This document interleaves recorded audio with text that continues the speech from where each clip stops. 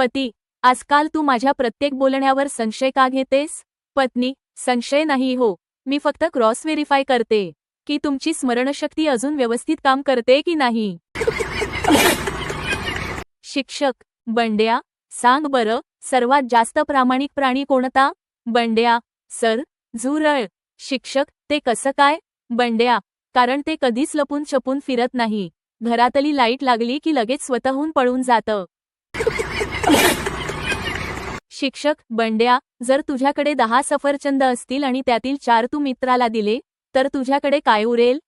बंड्या, sir, 6 सफरचंद आणि एक नवा मित्र. मित्र 1, अरे, मी ऑनलाईन जॅकेट मागवलं होतं पण ते मला खूपच मोठं आलंय. मित्र 2, मग रिटर्न कर ना. मित्र 1, नाही रे, आता वजन वाढवायचं ठरवलंय, कपड्यांच्या मापासाठी स्वतःला बदलणार. गिऱ्हाईक, वेटरा, या सुपात माशी काय करते? वेटर, सर, शांतपणे बघा, मला वाटतं ती बॅकस्ट्रोक शिकते. मित्र 1, माझा फोन हरवलाय रे. मित्र 2, मग मला कॉल करून सांगायचास ना. मित्र 1, अरे हो, थांब, मी फोन शोधून मग तुला कॉल करतो. डॉक्टर, तुम्हाला रोज सकाळी 1 तास चालायला हवं. बंड्या, डॉक्टर, सकाळीच का? संध्याकाळी चाललं तर चालणार नाही का? डॉक्टर, कारण सकाळी ऑक्सिजन शुद्ध असतो. बंड्या, अरे हो, संध्याकाळी तर ऑक्सिजनचा स्टॉक संपतो ना. आई, बंड्या, तुझा निकाल कसा आला? बंड्या, आई, हेडमास्तरांचा मुलगा नापास झालाय. डॉक्टरांचा मुलगाही नापास झालाय. आई, आणि तू? बंड्या, मी कोण मोठा राजा महाराजांचा मुलगा आहे का?